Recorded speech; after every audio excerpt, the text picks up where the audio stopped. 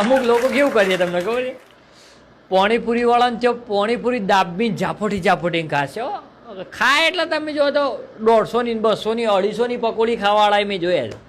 દાબીને ત્યાંથી પકોડી ખાશે અને પકોડી ખાઈને પછી છે ને પાણી આવે ને પાણી એ પેલા પાણીપુરીવાળા ભાઈનું નહીં પીવે. શું કરશે, 10 રૂપિયાની 20 રૂપિયાની બોટલ લેતા આવશે અને પછી પીશે ચોખ્ખા એમની.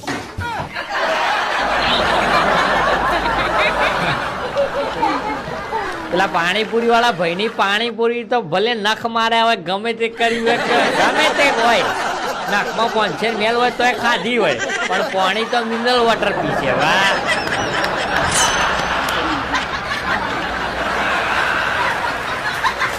વાહ ભાઈ વાહ, તમારી ચોખ્ખાઈ વાહ વાહ.